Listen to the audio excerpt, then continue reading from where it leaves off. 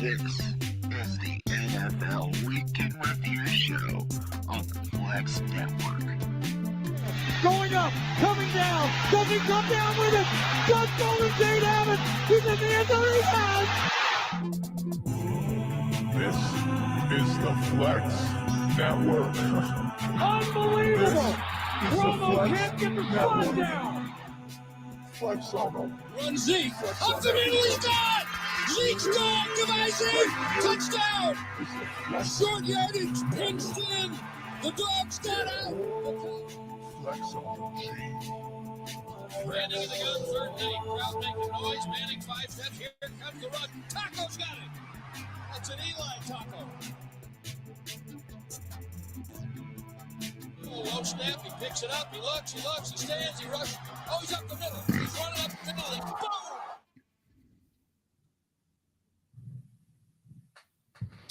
Boom! Well. We are here. We're back. The show must go on. We are here on this pre-Turkey Day, Wednesday night, to bring you the NFL Week in Review show. My name is Michael. They call me Flex Mike around here. The man to my side is none other than the SnowMan with the Paul Allen patch on his Seahawks jersey. Snow, say what's up to the people. What is up, everybody, and welcome to this. It's the day before Turkey. The best time so far right now of the year is that Turkey. Turkey Day's coming. Oh, it's gonna be good. And the man below me is none other than one Cowboy Cam, dropping all of your Cowboys news on the reg here on the Flex Network airwaves. Cowboy Cam, what's going on? What's going on, everybody? Happy Thanksgiving to everyone around the world, everyone tuning in to the Flex Network. And we're just ready to give you a great show before Thursday. I don't even know it's not Thursday night football. It's just Thursday football. You gotta love it. Yeah, that is 100% correct. We just got some Thursday football, although one of those games has been postponed to Sunday, and that's okay. That's okay. We'll get there. As you can see for our our YouTube watchers, our Facebook watchers, I got a lovely Thanksgiving set in the backdrop here. Like, I got a nice looking turkey. When I'm rich, this is the type of setup that I'm going to get. Nice white tablecloth. Look at those rolls, first of all. But I digress for the moment. We will move on. But just know that I'm pumped for Thanksgiving. Thanksgiving gets no damn respect, and I'm sick and tired of it. All these people. Look, I understand you love Christmas, and it gets its fair share of love. Trust me. Mm-hmm. But we got to put some respect on the name of Thanksgiving. That's all I'm going to say around here. Yeah. But anyway, I'll have you know there's no Christmas tree up in my house right now. And if someone were to try and put it up, I would knock it over every time I saw it. So just know that. So Cam, how do you feel about the disrespect that Thanksgiving gets? Like, literally, my wife just asked me, she's like, when are we going to put up the Christmas tree? I'm like, December 1st. Like, we're not putting it up now. December 1st is when we'll put up the tree and we'll celebrate our 30 days of Christmas. Like, put some respect on Thanksgiving, man. Like, hey, it's a time to eat food, come together, get fat. I'm going to go on my diet after Thanksgiving for sure to be safe. Yeah. I saw this thing on Twitter earlier that said, make sure you turn your scales back 15 pounds in honor of tomorrow. And, you can start your diet the day out. You start on Friday, Saturday, whenever. But if you're a guy like me, I try to work out 5 to 6 days a week if I can, to make sure that I'm prepared to burn those calories whenever I can get back out there. So I'm not ready. Yeah. So let's see. Anything crazy? Actually, I want to say one thing real quick. I want to say, Cam, and this hits home with you a little bit. I want to say thoughts and prayers with the Cowboys strength and conditioning coach, Coach Marcus Paul, who died at the age of 54, had what a lot of people are believing is some type of heart attack or something like that at practice. Was that yesterday? I believe it was yesterday. Yeah, yesterday. And he was escorted to the hospital, and he died in the hospital. And so that's always tough. And that's going to be a tough game for the Cowboys tomorrow without him. And so, thoughts and prayers to him. Cam, anything you want to say on that? To those news sources who jumped the gun, I'm like, saying, pronouncing him dead before he was dead. I was one of them. I seen the news source and I just shared it. And a lot of people were like, he's not dead yet. And I'm so sorry. I'm so sorry for his family, especially at this time of year, where the end of the year is when families are coming together. We're trying to celebrate and enjoy time together after, a long, stressful year. And, for his family to lose him at such, 54 is a young age, and Right. So for them to lose him and be without him, I just want to say thoughts and prayers out to them and to the Dallas Cowboys themselves. I wanted to talk about something real quick. There's a report that came out that Rams defensive tackle Aaron Donald was telling the media that he's kind of irked, kind of PO'd about all these holding calls that he's not getting. Like they're holding him like crazy, and that teams and officials aren't calling it. And like, can we get on the same page for a second? Because I'm sitting here, I'm like, dude, you're the most unblockable thing there is in the NFL. I've seen you take all-pro offensive linemen and toss them to the side like they were children.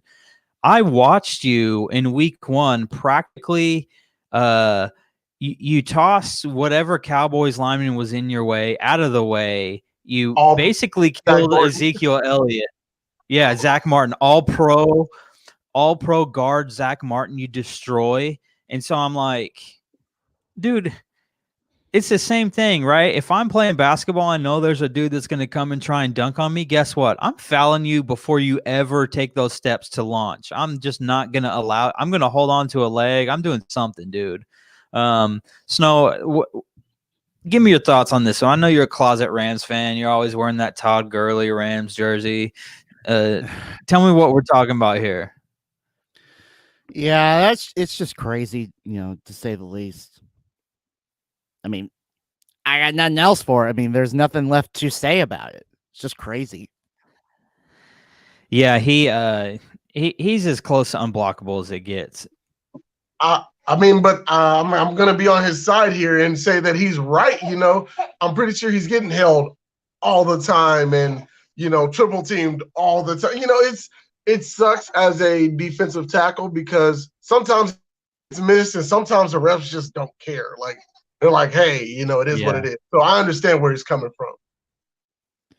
Right. And, I'm right there too. It's like, of course they're holding him. They have to hold him. There's like no other option. That's about it as far as news goes. Like I said, Ravens Steelers was pushed to Sunday.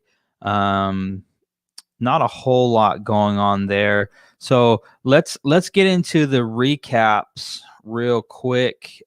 This past week 11. Snow, go ahead and flash the scoreboard up there so they know who won. They know who won the week again. I'm closing the gap on Cam. He had a couple of weeks there where he was stretching that gap out. I'm on my way though. Cam and Snow both didn't. Snow, you did not have a good week. 5 and 9 on the week. Cam 6 and 8. I went with the Colts though, and that paid off big time. So I guess I got lucky there a little bit. But trust me, it was not a great week for me. How I did this week was equivalent to the Dallas Cowboys doing right now. It was a bad week. Let me make sure I'm clear about that. I'm saying the record wise. Don't you start with me. I'm saying the record wise. Start with me. You know what? You're trying to get me riled up. Don't you start with me. You know what? Might as well get you riled up a little bit because you know what? Let's get so for the news wise, I still got one laughable thing. This will even be the laughable moment of the week entirely. Is the fact that the NFC East is so freaking close together. Everybody has 3 wins. What in the blue hell is going on? I mean, the NFC least is so bad that Alabama is being considered to replace Philadelphia. Clemson is being considered to replace the Giants. Texas might even consider to take over as Dallas. And Notre Dame is going to take over for Washington. It's that bad. Well, it's Snow. It's not just that. You need to understand that the Dallas Cowboys and the Texas Longhorns are essentially the same thing. Overhyped every year, never really do a whole lot. They're the same franchise. They're the same. I mean, so even if you took the Cowboys out and you put the Longhorns in, they would be the same thing. I mean, at least the Texas Longhorns can actually give us stuff to work with compared to the Dallas Cowboys. Right now, Dallas Cowboys is just like it's like a horror movie with just tragedy after tragedy after tragedy. And after a while, there's no more tears. It's like there's another murder. Nothing affects us anymore with the Dallas Cowboys. All Cowboy fans who may be watching this, ignore this man SnowMan up here because we just came off a victory, and Carson Wentz is going to allow us to win the NFC East. Carson Wentz won't put me out my misery, so we're going to just go ahead and go win the division now. Wait, Cowboy, do you realize what is happening right here again? Right here at this moment, you're getting your hopes up a little bit. You're getting them hopes up. No. Think about this right now. It's the NFC East is wide open.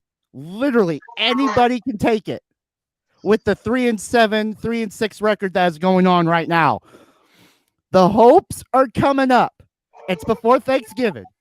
And in old school Stephen A. Smith fashion, your hopes are going to be kept, are going to be rising up. And before Christmas, everybody, all the Dallas Cowboy fans out there are going to be opening up their presents by Christmas. They're going to be so excited. They got their new Xbox One over there in the corner. They got some nice Dallas Cowboy jersey merch. And then it all comes tumbling down in a blaze of glory where they lose in heartbreak fashion and they miss out on the NFC East crown again. Tell me I'm wrong. I'm wrong. I don't mind. Look here. High draft pick, baby. That's my goal. High draft pick. But if we happen to make the playoffs, then cool. But me, high draft pick. But see, I'm just saying, Carson Wentz won't win it.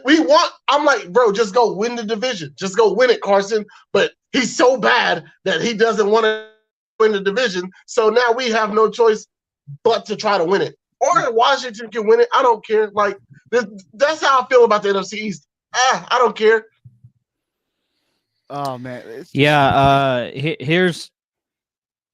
This is crazy because it's, and normally I'm with Snow on all of this, but Snow, I'll say it's not really Cowboys fans getting their hopes up. It's the reality that that 5 wins can probably get you this division. Unfortunately, that's the way it is. New York still looks dangerous. When I say dangerous, I mean in NFC East terms, dangerous. The only team that I would say, man, it's really hard to say who's truly out of it, but this division's always competitive. It's such a weird thing. But let's go ahead. Let's get into the recaps from last week real quick, and then we'll get into our predictions after that. Let's start with Seahawks beating the Cardinals on Thursday Night Football, 28-21. Kyler Murray played not a good game. The Seahawks defense played a pretty good game. Carlos Dunlap had a couple sacks, had a sack on 4th down late in the 4th quarter when the Cardinals wanted to score. Dunlap has proved to be a big deal for Seattle. They traded a backup center and I think a 7th round pick or something for him. So I think you could say they won that trade. Let's go. Eagles dropped to the Browns 22-17. Carson Wentz is just continuing to prove week after week why no one likes him because he's bad. I don't think even Eagles fans at this point like him. He literally threw the Eagles out of that game. It was just pathetic. He got sacked in the end zone for a safety. He threw a pick 6. Nick Chubb really asserted his dominance in this game. He showed why he is the man to carry the ball there. That's a good one. That's a good one. This is the perfect quote for the NFC East. It's so true. Alex Torres says the NFC East is like a side boob. Still going to look at it, but it's not the real thing. Okay. Well, it holds true, especially this year. I guess you're right there. Okay, let's keep moving. Saints take care of the Falcons 24-9. Taysom Hill gets a start there over Jameis Winston. And this time last week, we thought Jameis Winston was going to get the start. They announced, I think, Thursday or Friday that Taysom Hill was going to start. Washington beat Cincinnati 20-9 in what was a pretty good game, but is an overall heartbreaker because Joe Burrow goes down with a knee injury and actually ends, after all the scans and everything were complete, ends up tearing his ACL, MCL, and has some structural damage to his knee. And obviously, my wife just texted me something funny. Anyway, Mike, so he tears. Go ahead. Yeah, so he needs to have surgery on it, obviously, and his status for week 1 of the regular season is in doubt now because of that structural damage. And so, man, it's just really unfortunate for Joe Burrow. I know, Cam, you were really high on Burrow, so am I. He was playing well. They don't really have any pieces, but we were hoping. Snow, go ahead. You got the paper bag or what? I saw that bag. You put that paper bag down. Oh, no, because I'm going to show this because somebody on this broadcast decided, hey, you know what? I don't want to pick and jump. I don't want to join you guys on the whatchamacallit train this week. I have confidence. I have belief that the Cincinnati Bengals could beat the Washington whatchamacallits. I mean, they were winning before he got hurt. Like, they were up. Like, it's not like it was an pick. They were winning before he got hurt. Cam, I am never picking Cincinnati again. Say it with me so you can, it continues to roll around in there. I can't. Well, now there's no reason. Now there's no reason to pick Cincinnati for the rest of the season. No reason. But I'm not going to say never because once Joe Burrow comes back. I'm just saying this season right now because. Oh, yeah, I'm never picking Cincinnati ever again. And I've been saying it for the longest time. I'm not picking Cincinnati this year. You would think that they're looking good. There's some good positives. And then they play and it's like, bye-bye. So. Yeah. Okay, let's keep it rolling. So Washington gets the win there. The Carolina Panthers take care of the Detroit Lions 20-0 with our boy from the XFL in at starting quarterback. Fire Matt PJ Patricia. Walker. Fire Matt Agreed. Patricia. Please. Agreed. 100% agreed. Yeah, so PJ Walker in there did his thing. Steelers take care of the Jags 27-3, as we all knew would happen. Titans actually beat the Ravens 30-24 in overtime. I'm pretty sure we all went Baltimore last week. We thought Yes, we Baltimore did. was going to win that game. They didn't, so that's unfortunate. Let's see here. That game, you know what? I can honestly say, you know what? Looking, looking at our picks, I think that this was one of those like we weren't going to be necessarily, mad or upset that we lost that pick because, of course, we thought at the time Tennessee, we're losing its sharpness, and we just didn't know if we could, get, feel good about making that pick to, Baltimore looking good and everything, and then Tennessee, losing a couple games here and there. It just didn't look like a surefire pick to go with the Titans. And you know what? They went in overtime, and they come back and win it. So I'm not wholeheartedly, upset with that loss with my pick that last week. I'm okay with it. Right. I mean, it is what it is at this point. Okay, let's go. Texans beat the Patriots 2020. Deshaun Watson just came out on fire from the snap of the game. Tore up. He was my fantasy quarterback in one of the leagues I'm in, and so I wasn't really complaining there. Let's see.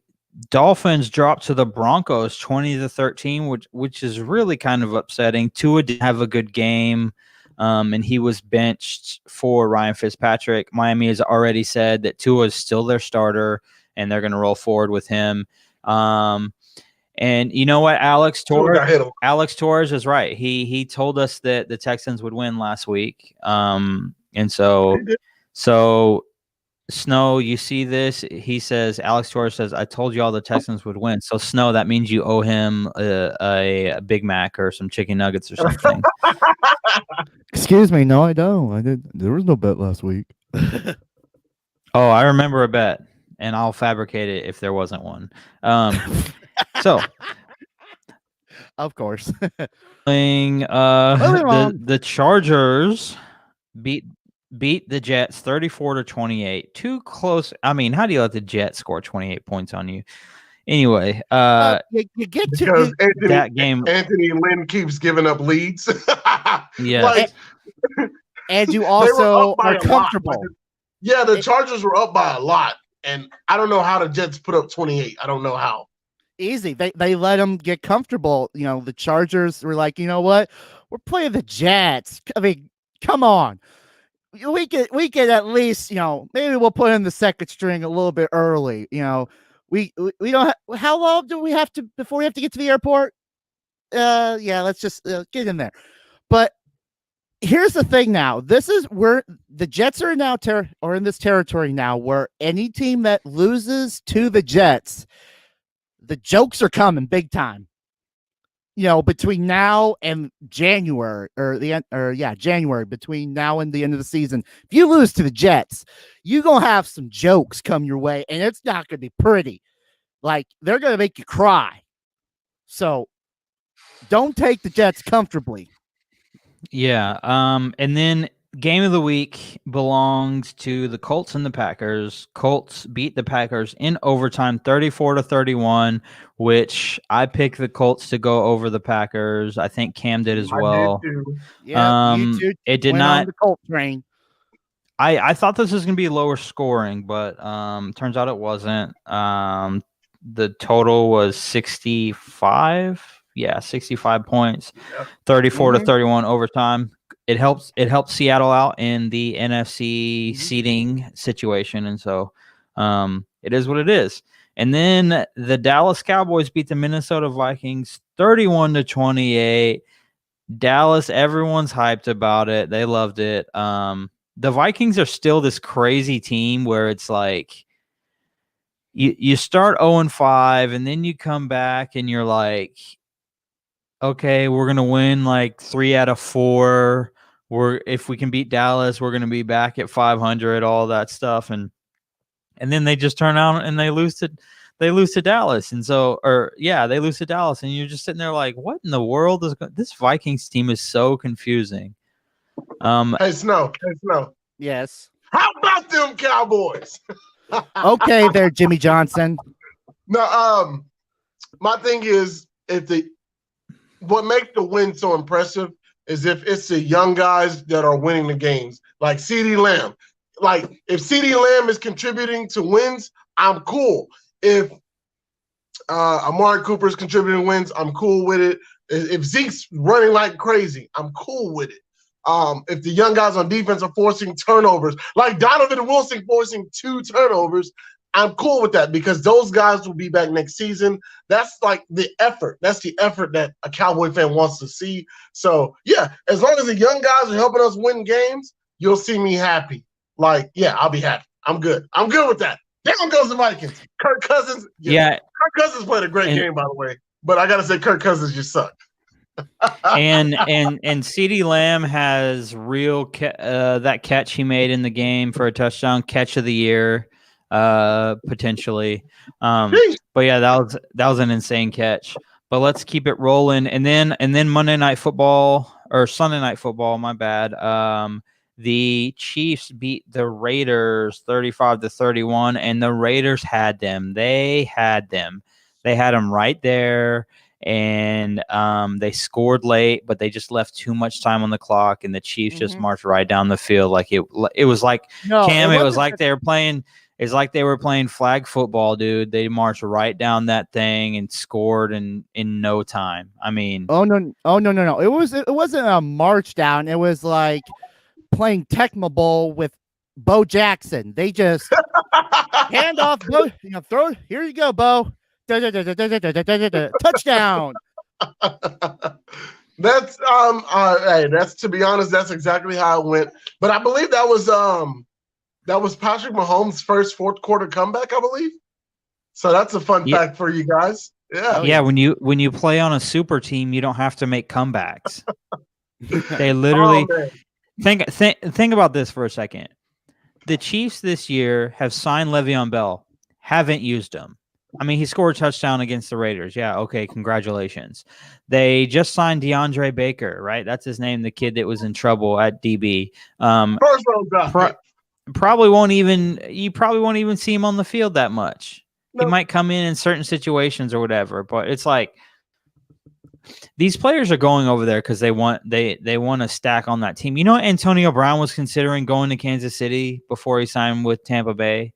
It was between Seattle, Kansas City, and Tampa Bay. Those are the 3 destinations he wanted to go to because he was like, oh, these are my 3 chances with good quarterbacks to like win a Super Bowl. And so these are the places I want to go to. But anyway,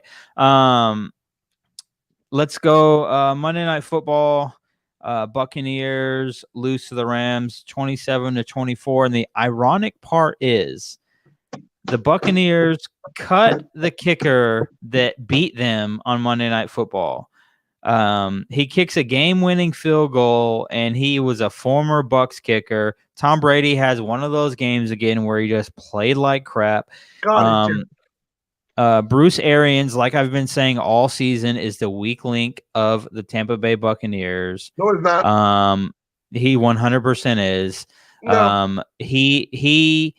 He calls some of the most bipolar games offensively that I've ever seen. I mean, at one point you have Tom Brady trying to throw the ball downfield, knowing that he's an older quarterback and doesn't have the arm strength that he used to have. And a lot of people, when you say a quarterback's losing his arm strength, they like to say things where they're like, oh, well, he didn't really throw the ball deep. That's not arm strength. Cam, you know this because as a guy who plays quarterback, the post route and the go route are just as important as an out route. If you are a right-handed quarterback and you have a receiver running a 5-yard out to the left side of the field, that's the longest throw in football. Yep. And it's the hardest throw because you have that small, tight window. And so arm strength plays a big factor there. You have to put zip on the ball and get it out there real fast. And so one of Tom Brady's picks was didn't have the arm strength to get it out there like the old Tom Brady used to have. And so the DB was able to get underneath the route and pick it off. And so it just happens like that sometimes. Ask Peyton Manning. Peyton Manning's last year was awful. Go ahead. Oh, I just got to say, Tom Brady knew what he was signing up for going over there to Tampa Bay, though. So I have no bad remark. I don't feel bad for him because you knew what Bruce Arians' type of play style was. It's we're going to throw the ball down the field. That's what his receiving core is. And then he brings in Antonio Brown for you because Bruce Arians, before the season started, said he wouldn't bring in Antonio Brown. And then Tom Brady's like, I want him here, and so he's there. So basically, Bruce Arians is kind of right in a way because he's saying Tom Brady isn't reading it right, and he's saying that he's missing these throws, in which that's what I'm seeing. Tom's not reading the field right on the deep passes, and he's missing the throws. Yeah, I think they're both to blame. Honestly, Tom Brady's not playing his best football. Yes, when it's coming down to it, he just look at the teams that Tampa Bay has played that are good teams actually, or considered top half or better. The only team that they've played and actually beat that's considered top half or better was Green Bay, and that was an outlier for Green Bay. Aaron Rodgers threw a pick six, came back out on the very next play, threw another pick. Like, you don't see that from Aaron Rodgers, right? And so there's just a lot of situations where you can't be out there with that. And I would just like to see Tampa Bay play a team better. I mean, I still don't understand why Leonard Fournette's ever in the football game. He doesn't bring any elite athleticism. He doesn't have elite speed. The thing that they were kind of using him with in previous weeks was they would dump the ball to him out of the flats and stuff like that. Well, this game, he proved that he can't even catch the ball. He's like lost. He looks old out there, really. He looks like a guy who's coming off of knee surgeries. I just don't understand why he's on the team. And why do you sign Antonio Brown if you're not going to let him stretch the field? Mike Evans was a dog in this game, just like he is in every single game. Chris Godwin is a dog in every single game, but they just use Antonio Brown to stretch the field.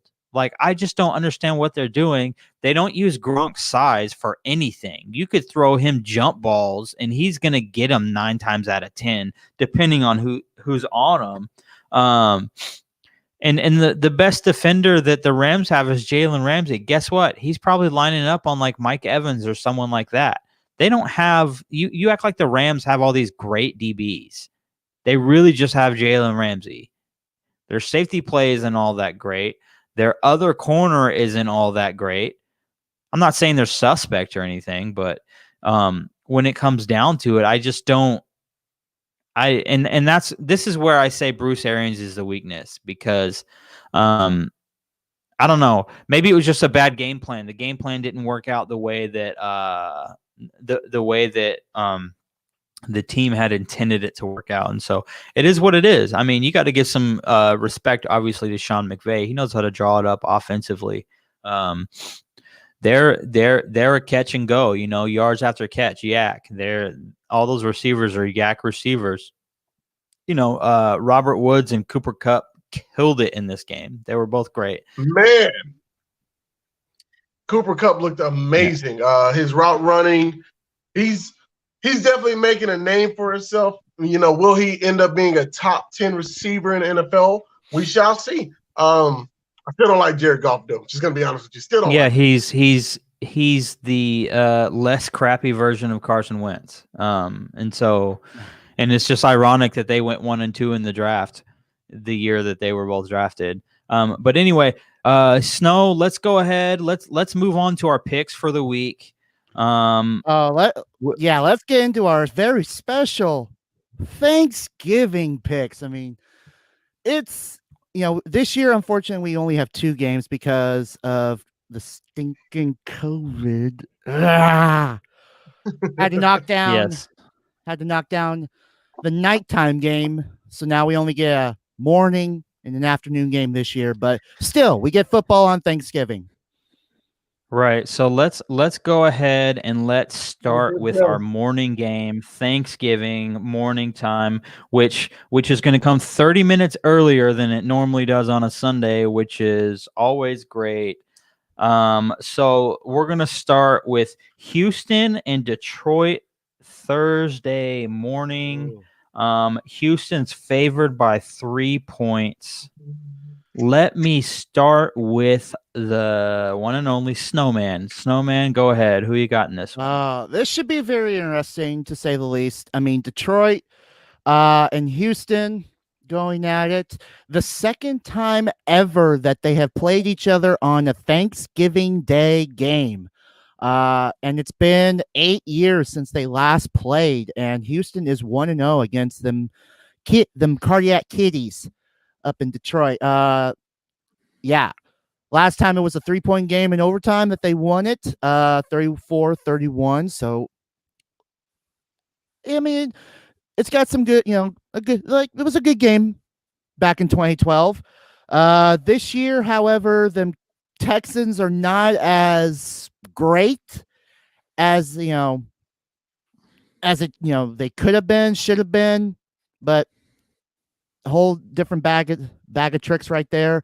And Detroit, of course, normal for them. Detroit, the Motor City Cats, bottom of the barrel. And this is the team that has played the most Thanksgiving Day games. This is a tradition for them to be on the Thanksgiving Day game. They have played 80 times in their entire career, and they are a whopping 37-41-2. Not the best record out there for being on a Thanksgiving Day game. And while I do want to feel like Houston could pull something out here against the Motor City Kitties, however, I feel like Detroit could, roll on down, or actually stay at home and shred some beef. So I am going to be going with the Motor City Kitties. Give me the Detroit Lions. You got to be kidding me. Okay, Cam, you're up. Oh, dude, Snow, you give me a headache, man. Gosh, Detroit, really? We call them the cardiac cats for a reason. They just lost 20-0 for a reason. Matt Patricia needs to be fired for a reason. All right. Deshaun Watson, if the Texans, everything else about the Texans wasn't so bad, Deshaun Watson would be in the MVP race. That's just plain and simple. He's played outstanding this season. Like, they aren't bad because of Deshaun Watson. Let's just get that out there. So give me the Houston Texans over those Detroit Lions because I don't trust Matt Patricia. Yeah, Detroit's best corner, Jeff Okudah, is out. More reason for me to go with Deshaun Watson. I don't think that there's a player on Detroit's team that can run with Will Fuller. And so I'm projecting a big day from Will Fuller at a receiver position. He's got some just elite level top end speed. Once he gets up to that speed, good luck. And he's a deep threat. Deshaun Watson came out on fire last week, as I said in the recap in the first part of the show. I don't trust Detroit for a second. You couldn't manage a field goal against Carolina. Kenny Golladay still banged up. And so there's just nothing about Detroit that I am really care about other than DeAndre Swift. I mean, but DeAndre Swift isn't going to win the game for you. And Detroit's not doing anything special defensively. And so I'm with Cam in this one. I'm going to take Houston. Deshaun Watson's playing at a really high level. He just is on a crappy team. And so it is what it is. But let's go ahead. Let's move to our I feel like that Houston is going to get I strongly, feel like Houston is going to get their first loss in, granted, this is the second time that they've ever played in the Thanksgiving Day game. I feel like, maybe Detroit can, is going to shake off that loss, that 0 for loss this past week. I feel like they're going to get their Thanksgiving mojo. It's a different feel. It's Thanksgiving, and they know how to win on Thanksgiving Day games. They've played the most, so I feel like they're going to get the win and give That's a good take, Snow. Houston their first loss and have them split and be 500 in their Thanksgiving record. Hey, that sounds real I give you good. that, Snow. That's a good take. Hey, that's a good take. If I'm writing a children's story, that sounds real good. It sounds nice. You read that to your kids every night. Your poor little lions, all that stuff. Read it to them every night, and you can be as optimistic as you want. I don't think there's a way that the Detroit Lions are doing anything to slow down Will Fuller. I'm sorry, there's just no way. And that's it. We're just going to roll on to the next one. Washington is taking on Dallas in the afternoon game tomorrow. Dallas is favored by 3 points. Alex Smith is getting the start. Dallas coming off of a hot week defensively. Actually, they played pretty well last week. And what do you know, Cam? We had a DeMarcus Lawrence sighting last week. He got a sack. He had some hurries. He had a hit, all on the quarterback. And so he kind of came out. Zeke played pretty well last week himself. And I don't know if it was the fact that Zach Martin was back in the lineup at the same time as Andy Dalton was back in the lineup. Who knows? But Cam, I'll start with you this time. Your Dallas Cowboys favored by 3 points tomorrow against the Washington football team. It's hilarious. This is the team that knocked Andy Dalton out. But that offensive line that he had that game where he was sacked like 6 times isn't there. This is a different offensive line. The offensive line, I've been screaming for all season long once we knew Tyron Smith and Lyle Collins would be out. So I went with Washington last time. I even said it. I said Washington's going to beat the Cowboys. But Kellen Moore called such a great game last week. Who's the unsung hero? Kellen Moore's the unsung hero here. I'm gonna put my faith in Kellen Moore to call another great game. It's been a while since I picked the Cowboys to win. It's been a while. Give me those Dallas Cowboys over the Washington whatchamacallits. Close game though. Okay, Snow. We have a staple here. We have the Dallas Cowboys, the Lions, the Washington, formerly Redskins, now football team, are staples on Thanksgiving Day. Those are teams that typically play on Thanksgiving. So give me what you got on this one. Yeah, I'm literally, I have right in front of me the entire records of the Thanksgiving Day game. So it's a staple. I mean, the teams that have played the most games on Thanksgiving, surprise, Detroit, they played 80 games since 1934. And then right behind them is our own Dallas Cowboys sitting at 52 games. Total play, their first game played back in 66. And they are a whopping 31-20-1. So they have a 0.606 record wins, percentage wise. So they have a 6% winning record right now. And then and of course the only team, of course, that has never played on a Thanksgiving is Jacksonville. They've never played a Thanksgiving Day game, which is crazy. Technically speaking, the Washington football team, this is their first Thanksgiving game. As far as the Washington whatchamacallit, yeah, it's their first game, but because they're integrated with the Redskins, they have 11. They have played 11 times, and their record is not as good looking at a 3-8.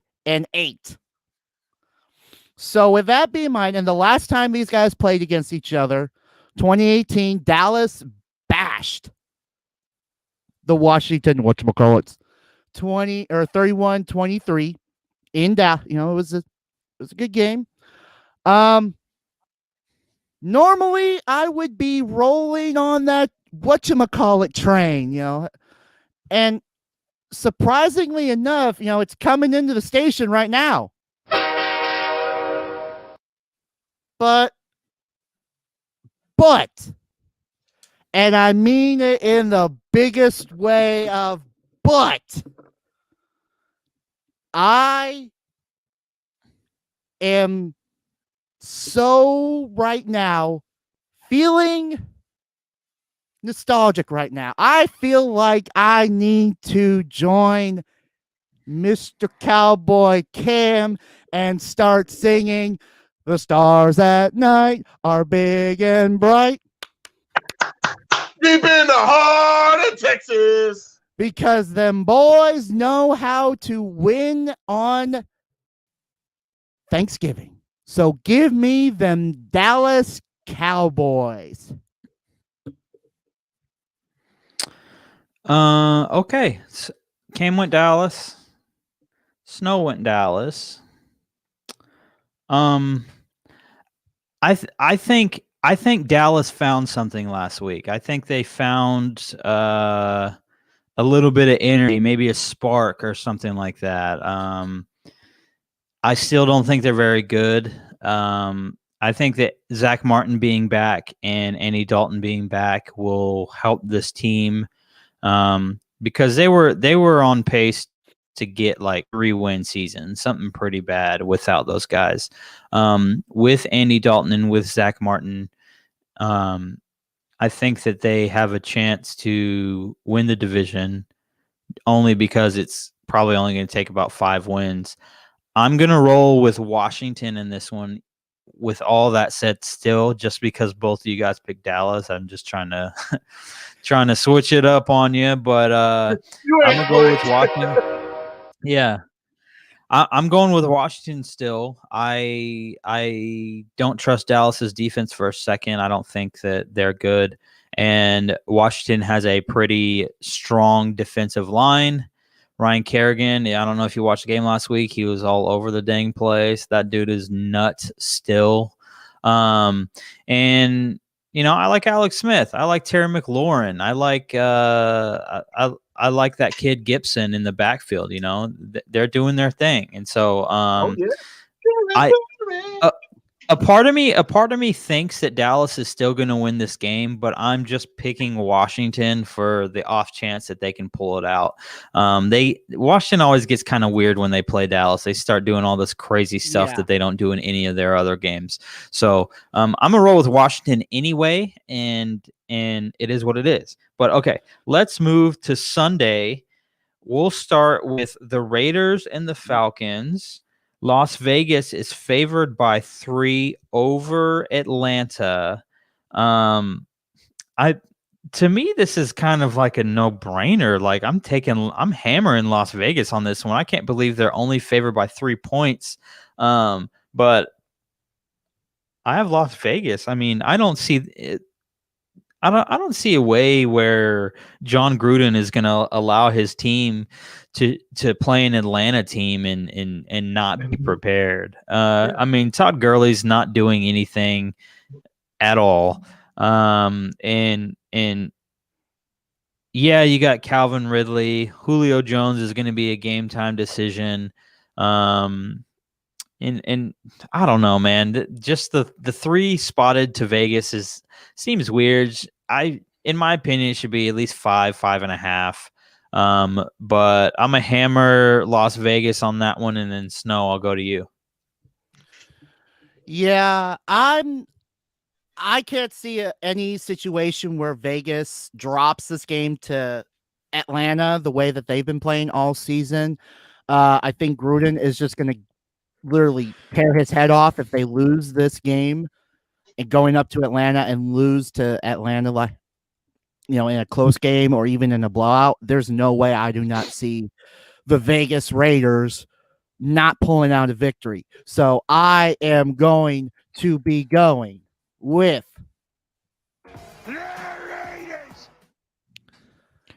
Big time shocker there. And right now we're getting into that thick of playoff run, so everyone needs to buckle down. I mean, of course, Vegas sitting at number 7 in the wild card position. Their best chance to avoid being knocked out is they got to win this and hope that KC can lose at least maybe lose a couple. So hopefully Vegas can jump and get into that number 2 spot right now, because of course we know Pittsburgh is going to, right now I would bet the house that Pittsburgh is going to be sitting at the number 1 and get that first round bye heading into the playoffs. Okay. Cam, what about you? Yeah, give me the Raiders. John Gruden has all of my trust. He's gone toe-to-toe with Kansas City, won once, and was on the verge of winning the other one. But Kansas City pulls it off within a minute 40. So I believe the Raiders are going to come out fired up. And I just don't think Atlanta has anyone who can guard Darren Waller. Like, if you have not watched Darren Waller all season, make sure you turn on this game and watch Darren Waller work. He's an insane tight end, crazy fast speed, great route runner. I think the Raiders take care of Atlanta. Yeah. We will Alex, see what happens there. Alex Torres thinks the Falcons are going to beat the Raiders 24-20. Really doubt that. Someone's on crack. Yeah. Okay. Let's go to our next game. Our next game is the Los Angeles Chargers taking on the Buffalo Bills. The Bills favored by 5.5 points. I will start with Cam this time. Cam, take it away. Who are the Bills playing? The Bills are playing the Los Angeles give all the leads away Chargers. I just wanted to hear you say that. Yeah. Give me the Bills. Like, no, I can't. Look here. The Chargers are going to come out. They're going to be on fire. They're going to score some points. And then the fourth quarter is going to roll around, and then the Bills are going to just somehow magically take the lead, and then the Chargers will lose. So give me the Bills and just watch how this plays out. Yeah, I'm with you there. I like Bills Mafia. It's just unfortunate that there's no one at the game this year diving off of our RVs through tables in 12-degree weather with snow all over the ground. I think these teams are on just two different playing fields right now. I think the Bills are doing a lot of things right. They're operating at a high level, and I think that the Chargers play good in the first half, and they screw up in the second. And so it is what it is, and they are. I just think they're a better team from top to bottom right now. And so it looks like they are playing more sound, disciplined football. Snow, go ahead. Who you have in this one? Yeah, again, the Chargers right now are not looking great compared to Buffalo. I mean, Buffalo is in a fight right now I actually have to bring back up my thing over here. They're still trying to hold on to that number 1 spot in the AFC East. They got Miami nipping at their heels right now. I mean, at 6, Buffalo's at 7-3, Miami's at 6-4. Granted, Buffalo has a 4-0 conference record, and Miami is, barely hanging on in a 1-2, division record right now. So Buffalo needs as much of a cushion that they can get, to say the least. And I think, again, Buffalo's just been rolling so much. So I will be circling the wagons with y'all because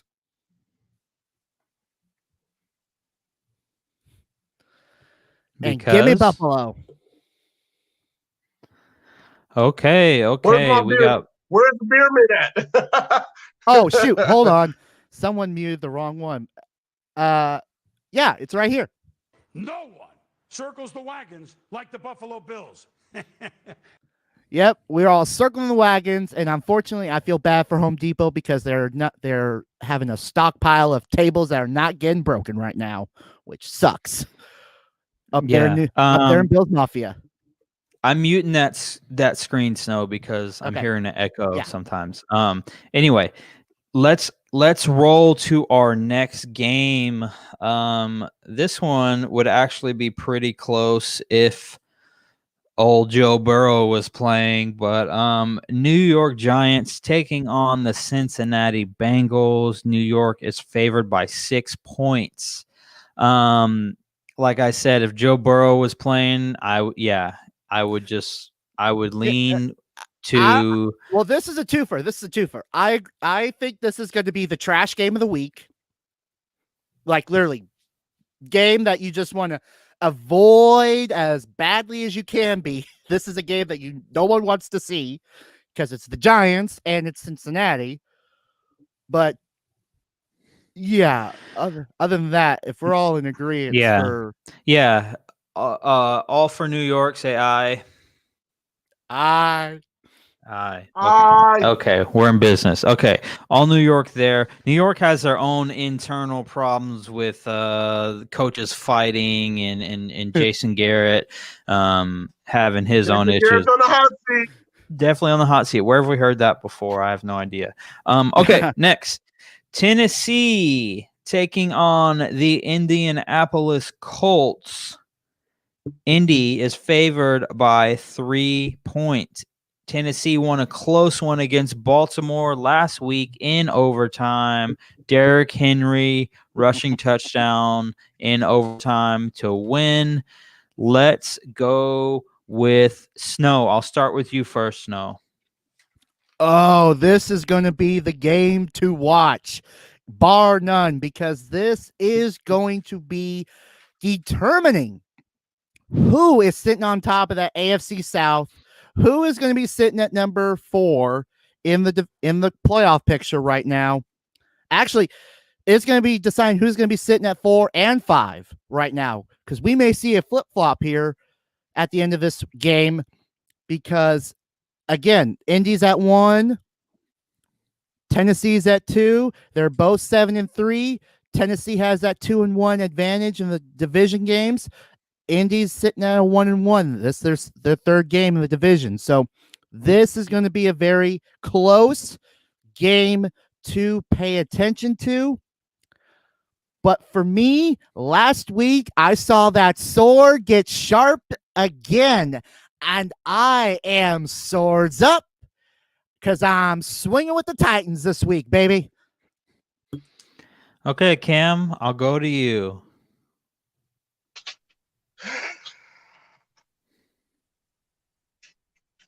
This is going to come back to bite me in the butt. But I've put a lot of faith in this team. A lot of faith. Best offensive line in the league. Top 5 defense in the league. Give me the Colts. Give me the Colts over those Titans. I might regret this. Maybe. But you know what? Yeah. Phillip Rivers, get the job done.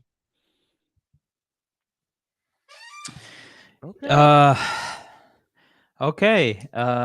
You went Indy.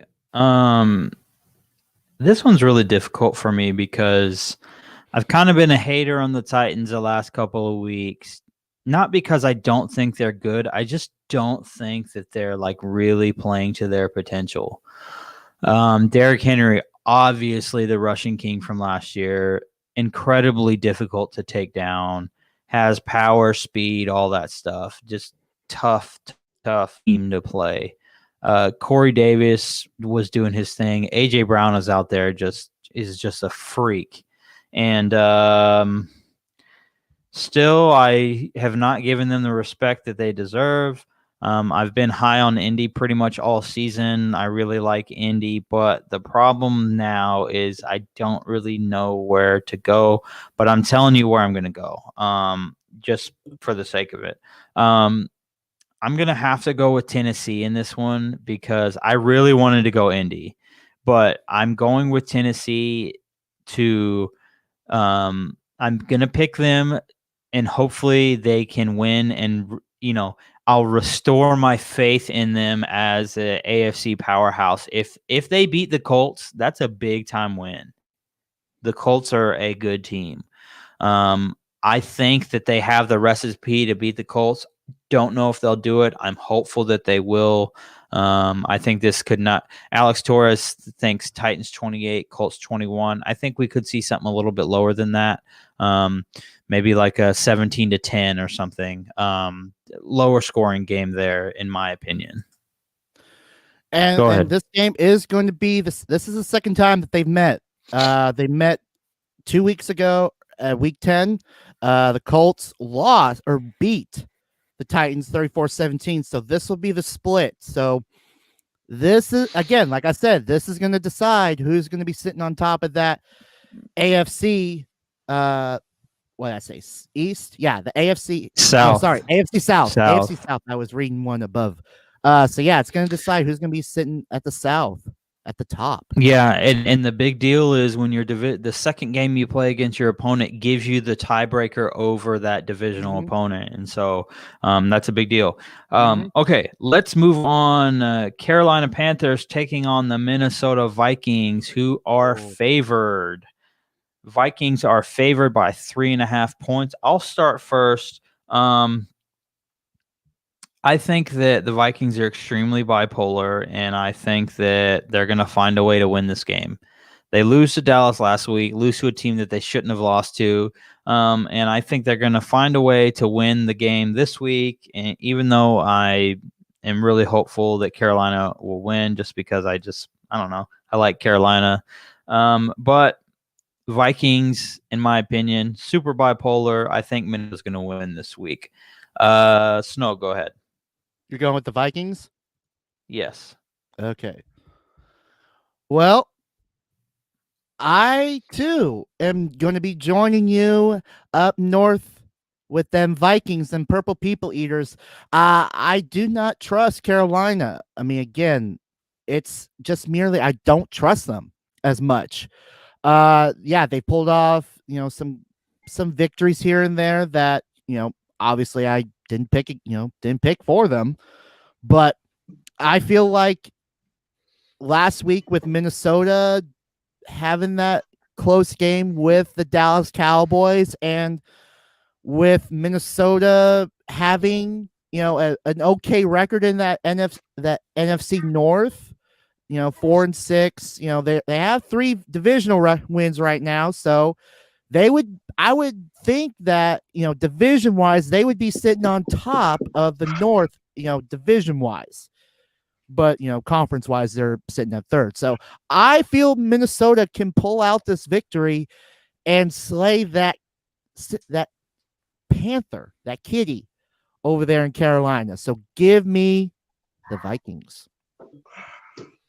Okay, Cam. You fools! This is a trap game, all right? This is a trap game. The same way that Dallas trap card. Yeah, the same way that Dallas beat Minnesota, they're basically running into an identical team with a great receiver duo in Robbie Anderson and DJ Moore. Miles Davis, the running back, has been really solid, like with Christian McCaffrey out. He's been really solid for the Panthers. The unknown variable here is PJ Walker, who got his first NFL win last week. So can he continue against a Minnesota defense that the defensive line isn't scary, the linebacker core is banged up, and the secondary is full of Harrison Smith and a bunch of young guys. So give me the Panthers. Give me the Panthers trap game over the Vikings. Yeah, you know what? I wouldn't even really say trap game. I would pick Carolina a lot of times. The only thing is Carolina leads the league in games lost by 1 score or less. And so that's the biggest deal. Is I think that the Panthers are in a little bit of a rebuild mode themselves, and so that's the reason I went with Minnesota. But let's go ahead. Let's move in to the next game. The next game is the Arizona Cardinals taking on the New England Patriots. Arizona's favored by 2.5 points. Arizona coming off of that loss to Seattle, and New England coming off of that loss to the Houston Texans, led by Deshaun Watson. Both need a win. Arizona's trying to keep pace in the division in the NFC West, and New England's trying to keep pace with the Bills and the Miami Dolphins. So, Cam, let's start with you this time. Arizona or New England? Arizona favored by 2.5 points. This is tough because I'm unsure of how healthy Kyler Murray's shoulder is. We all know he got hurt in the Seattle game, and that's why he looked a little off. He looked a little off. He was banged up. So I'm unsure of the health of Kyler Murray. And we know Bill Belichick gives, I don't care what anybody says, he gives every offense a hard time. But I don't trust the receiving corps for New England. So give me Arizona over New England. Okay. I'll go next. Arizona. I like Arizona in this game because I just think they're a better team at this point. The only way New England wins is when Cam Newton plays mistake-free football. He's played multiple games this season that have not been mistake-free. Obviously, throwing interceptions, fumbled, whatever. Like we've been saying all season long. Yes, they have Cam Newton, but they are struggling because they are leading the league in the most players who opted out because of COVID for the season. And so I don't think this is a situation where they play mistake-free football. You got Patrick Peterson who got abused last week. Honestly, DK Metcalf abused him. Buda Baker did not look good himself either. And so I think both of those guys have a lot of pride. They're both elite level players and they want to prove themselves. And so I like Arizona in this one. Snow, who do you have? You know what? I want to join you guys in Arizona. I want to join you guys in, picking that bird. Yeah, Arizona's in the fight of their lives right now. They're sitting at the 7th spot, losing to Seattle last week. It's a tough choice. I mean, yeah, I feel like Arizona could win this. However, it's a business decision and a homer decision because Arizona could be a real threat if they get in that playoff spot and they have a chance to play. If they have a chance again to play Seattle, they could do another upset. We could have another situation of that first game between the two, overtime, and it, dire beware. I feel like Arizona right now is in a situation where they can't afford to lose. They need to play with a sense of urgency to not only stay in the hunt for that NFC West crown, because it's still wide open here and still have a shot, but they're also fighting to stay in the playoff picture. So I feel like New England could play a little bit of an upset into this factor. So give me a musket because I'm going with the upset. Give me New England. Okay, New England. Let's go. Next game. Miami Dolphins taking on the New York Jets. Can we all do it here? Raise your hand. Okay. Wait, who's Miami the starting Dolphins quarterback for the Dolphins this week? Do we know? It's Tua. Okay. Miami came out and said, yes, they benched Tua last week because of his play. He was not injured. They benched him last week because of his play, but they still He's still the starter, regardless. Okay, so we Yeah, all there's got a Miami couple across hands the up. board. We're Okay. all going Miami. Like I said, there's not a week where I choose the Jets ever. Okay. This might be another hand raiser, but we'll see how Snow feels about it. The Cleveland Browns taking on the Jacksonville Jaguars. It just depends on where y'all are going. That's my question. Jacksonville lost Gardner Minshew. Then they lost Jake Luton or whatever his name is. And now they are prepared to start Mike Glennon at quarterback. So we will see what goes down there. I'm in favor of raising my hand for all of us to say Cleveland takes this game. But Snow, I know you have some strong opinions about the Cleveland Browns. So Snow, I'll start with you. God, this is one of those games where I don't want to pick. I mean, you lose either way, to say the least. I mean, figuring that, if Minshew was the quarterback, I would be more in favor of, raising my hand with, and going with, Jacksonville. Cam, keep the hand up. I would be going Jacksonville if Minshew was quarterback. But again, I still have my reservations with Cleveland and everything that they've been going through. Oh my God. It's, you know what? As much as you know what, for the sake of sanity wise and the fact that this is just a trash game, I believe that no one really gives a care about, I will join y'all. It's a unanimous hand raise. I don't want to, but it's trash. So just throw that away. Understand that the Cleveland Browns are 7-3, just like the Seahawks are 7-3, just like the Rams are 7-3. They are 7-3. So it is what it is. Baker Mayfield isn't good, but whatever. Okay. Then we have, moving to Sunday night, the rescheduled game, Baltimore versus Pittsburgh. Pittsburgh favored by 5 points. I'm going to go ahead and say it here first. I'm taking Pittsburgh in this one for obvious reasons. I think Baltimore's having a lot of problems, and Pittsburgh defense is not going to help those Baltimore problems. And so I will go Cam next. Pittsburgh.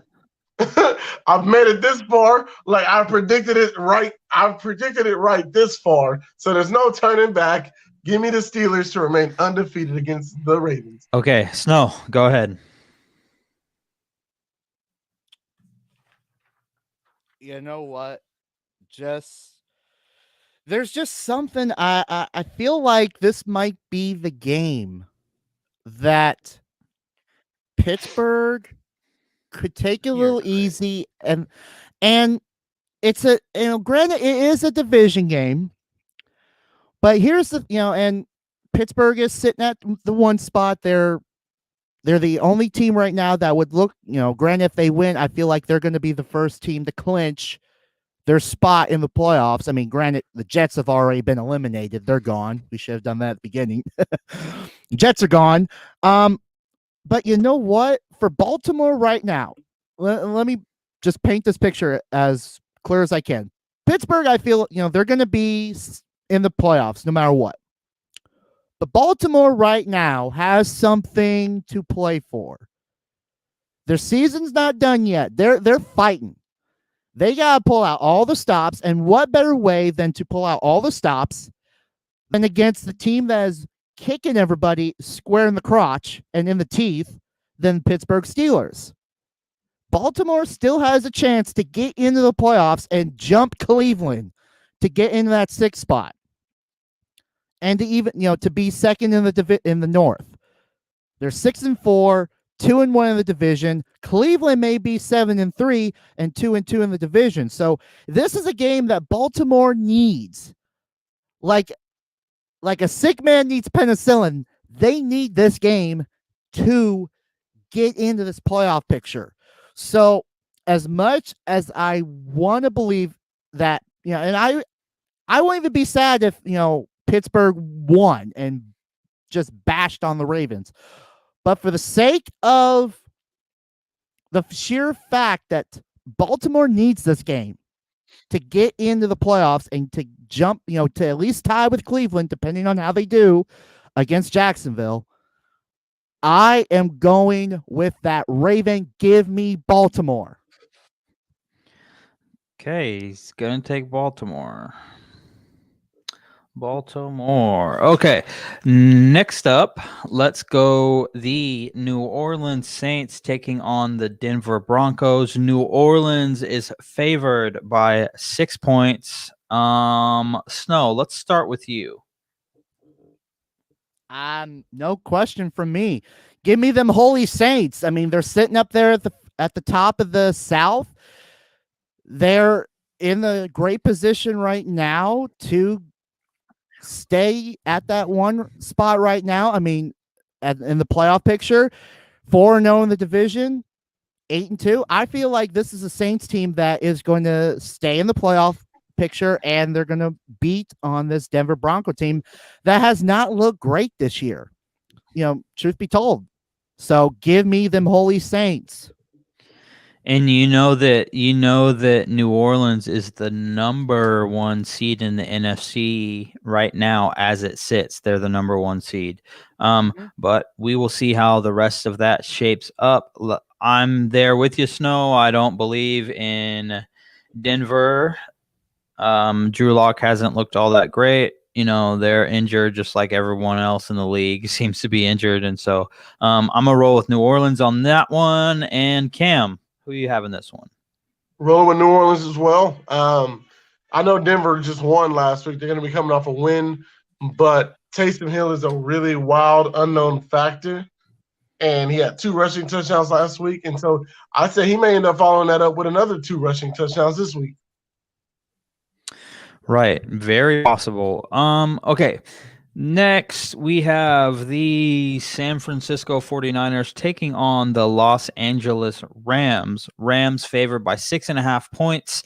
In their previous meeting, San Francisco got the win over the Rams. The Los Angeles Rams were playing not great football at that time, and the 49ers were not as injured as they are now.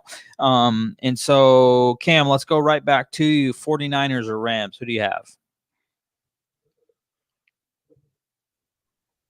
Give me the Rams. I think they're riding high. Sean McVay's play calling has been extraordinary. They're a top 3 defense. So I'm not sure what Kyle Shanahan will be able to do without, what he's missing everybody. He's missing his quarterback, his running backs, his receivers. He's missing everyone. So give me the Rams. Definitely give me the Rams over the 49ers. I'm there with you. I'm going to take the Rams as well. I think at this point, the Rams are just depleted and they don't really have much. So I'll take the Rams. They're favored by 6.5 for a reason. Snow, to you. Who are you having this one? As much as I want to join you guys in picking them Hollywood Rams, I, for some reason, feel like this could be a game where the San Francisco 49ers could beat the Rams. They're coming off their bye week, so they're rested. And I feel, they already have a victory over them Rams 24-16 back in week 6. So it wasn't that long ago. I feel like this could be the season sweep. And the fact, I'm playing the homer right now for the Seahawks right now because this is a game that the Rams could lose. I mean, needs to lose, at least, in Seahawks' mind's sake, for the plain fact that they're sitting on top right now. We're tied, and a division loss is going to drop them from that perch in being tied with the Seahawks up there at the 1 and 2 in the NFC West right there. So I feel like the Niners are going to be playing upset for these Rams and spoil maybe make it a little harder for the Rams to get into that number 1 spot. So give me them Niners. Okay, you go 49ers there. Okay, let's go. Very interesting game coming up. Kansas City taking on the Tampa Bay Bucks. Kansas City favored by 3.5 points. Cam, I'll start with you. Chiefs. I don't even have to break it down. I don't trust the Buccaneers against good teams. Like, I think they're really good at beating up on bad teams, but to trust them against a good team, their defense is really they're really undisciplined. You can get them out of place, not doing what they're supposed to. And if Tom Brady in that running game don't come with it, don't come ready to play, which you can run the ball on the Chiefs. That's all the Raiders did just last week was run the ball and make very smart decisions passing the ball. Derek Carr doesn't have a big arm, so Tom Brady shouldn't have to throw the ball, 50 yards down the field, So if these guys can come out, if Tampa Bay can come out and run the ball, be smart with it, make precise throws, they can possibly compete with the Chiefs, but I don't see them beating the Chiefs. So give me the Kansas City Chiefs over the Buccaneers. Okay, Snow, what about you? Same here. I'm going KC. This is a team that right now is rolling. Tampa Bay stumbling big time right now. Right now at this point, I'm not trusting them. I have to see how they're going to handle against one of the top teams in the league. If they somehow can pull this off and beat them, then I might have to change. I will change my tune a little bit about Tampa Bay going forward. But for right now, what Tampa Bay has been doing, I feel like KC is going to just skim them. So give me KC. Yeah, I like KC as well. I think Tampa Bay's in a very interesting position where they need to win some games. They're not going to win their division. And right now it looks like they're not going to get that 1 seed. And so it's going to be interesting. I think Tampa Bay is going to come out and try and do some things, and I just think it's not going to be enough. We saw Pat Mahomes last week in that offense. Give them the ball with about a minute left, they're going to march down and score real quick. So I think they're going to be able to do that, and I like KC in that one as well. Let's go But again, I mean, sitting at 2, I mean, you have one of the best chances to move forward because you're playing a 7 seed. So that's not a bad, alternative prize right there. You get the last team getting into the playoffs. Yeah, but you don't get, no more of the bye for the 2nd seed. It's only the number 1 seed now gets the bye. So, okay, let's go to this next game. Chicago Bears, Sunday Night Football, taking on the Green Bay Packers. The Packers are favored by 8.5 points. I'll start. I'm going to take Green Bay in this one. I think Green Bay wins. I think Green Bay ends up. Are we all Green Bay? Okay. We all went Green Bay. I think Chicago's going to force some turnovers because they do have a legit defense. But at the end of the day, I do not think that it's enough for it's enough for Chicago. They just don't have any quarterbacks, dude. Like, what are they gonna do? Return of Trubisky. Oh my gosh. Yeah. Oh God! And I've lost faith. I've slowly been losing faith in the Bears. With these, losses that they shouldn't have had, or that I feel like they shouldn't have had to lose, but they're getting blown out. So that's just my thing. It's Green Bay. They're leading the North. Okay, so let's go to Monday Night Football. The Philadelphia Eagles are taking on the Seattle Seahawks. Seahawks favored by 5 points.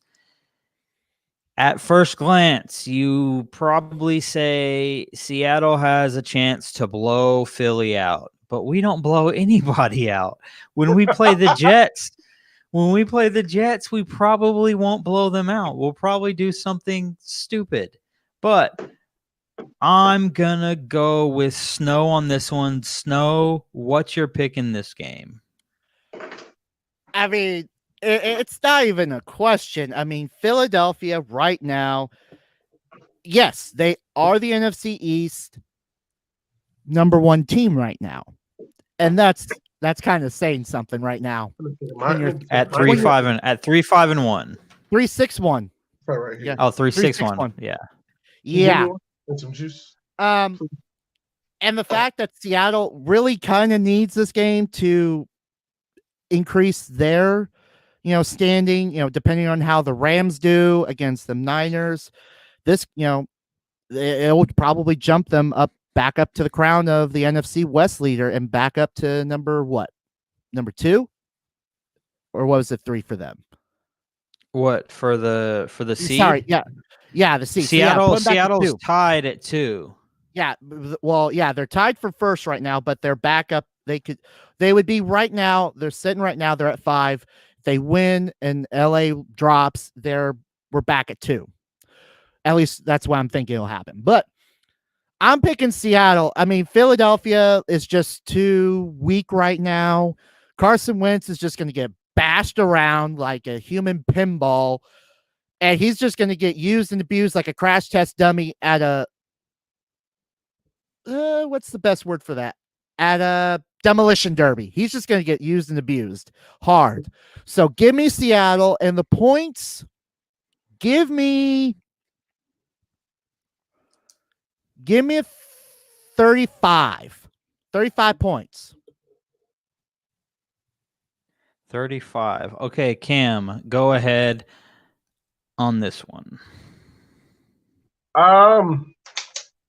So Seattle's playing the worst quarterback in the NFL. Sweet. I mean, like I told you guys, he's the worst quarterback. He's third in turnovers team-wise. He's first by himself. But I think the Cowboys have like 20 turnovers. The Broncos have like 23.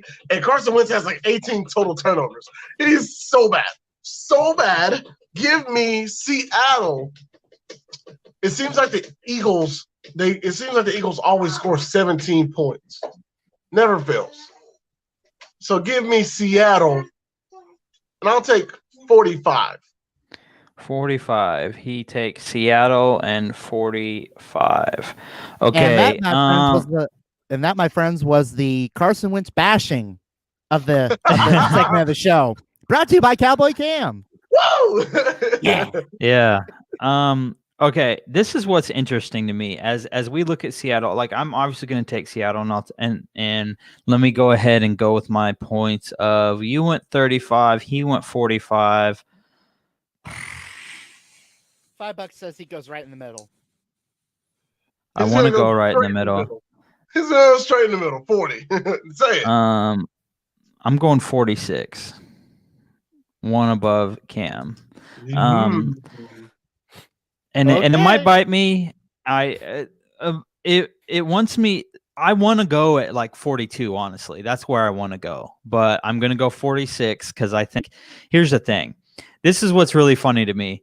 The only human being that's playing on Philadelphia's defense that can cover a soul is Darius Slay.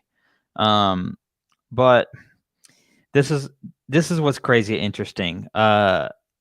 DK Metcalf should destroy anyone in this game. Darius Slay's good, don't get me wrong, but he's not gonna lock up DK. He's not gonna lock up Tyler Lockett. I guess he could lock up our third string tight end, Jacob Hollister, but that's about it. David Moore could show out. We're supposed to have Chris Carson back. Along with Carlos Hyde still being there. And so we're starting to get healthy at the right time. Our defense is starting to kind of like not be great or anything like that. Obviously, I just need us to be middle of the road. If we could be just halfway for the rest of the season, then we could take care of business.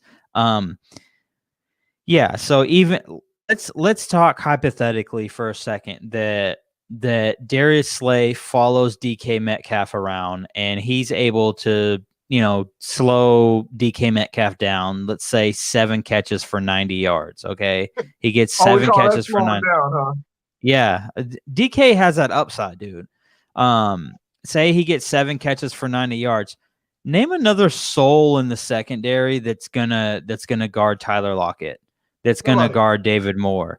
There's Nobody. no one out there that they think that's capable.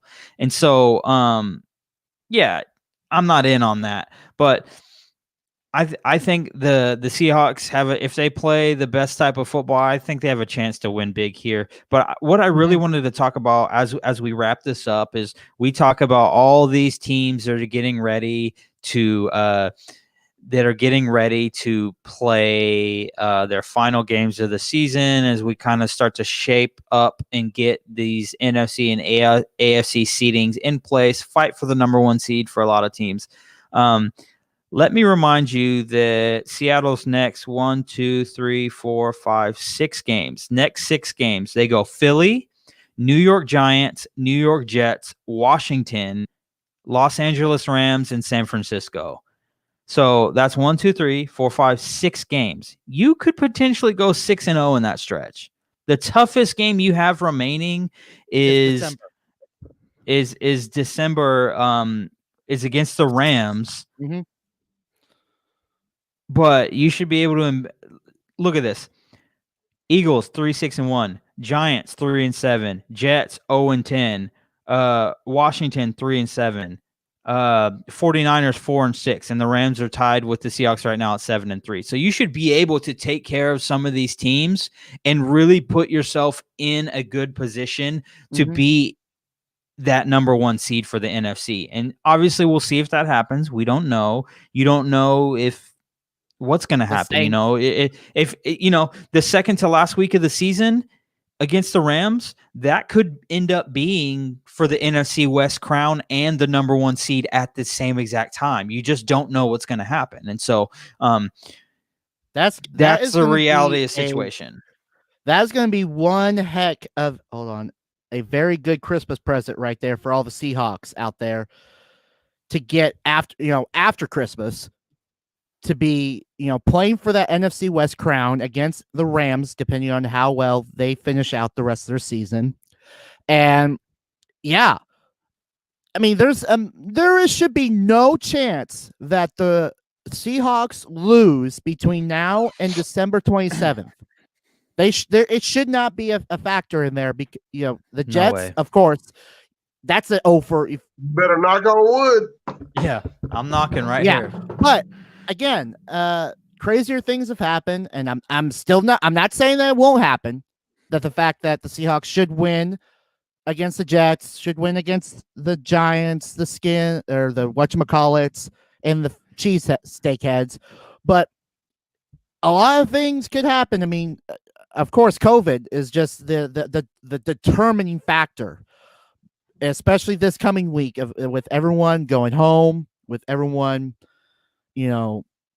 trying to avoid the gatherings and everything. So a lot of things is up in the air, especially this year. So, but Seahawks should have a good Monday night game this coming week against the Eagles, and should more than likely have a great season all the way through to that week 16 matchup. Should be fun seeing them Rams. Great. Let's wrap it up there, boys. I'll say we are the Flex Network. You can find us on Twitter at the Flex Network 1. You can find Cowboy Cam on his Facebook page. Just search Cowboy Cam there. He's talking all Cowboy news. You can find the SnowMan running the Flex Network Wrestling Twitter account at FlexNet_PW Elite on Twitter, and then of course on our YouTube pages. Search Flex Network on YouTube, you will find us. We are right there. Follow or subscribe to our podcast on Apple Podcasts, Spotify, all the other places that you find your podcasts. We're in all of those places. I want to say, first of all, happy Thanksgiving to everyone as we move into tomorrow and get ready. I'm going to hit a 9 a.m. CrossFit class so I can feel okay about eating some of the good stuff tomorrow. So Snow, of course, happy Thanksgiving to you. And Cam, happy Thanksgiving to you. And we are the Flex Network. We will catch you guys later. Happy Thanksgiving, everybody. Peace.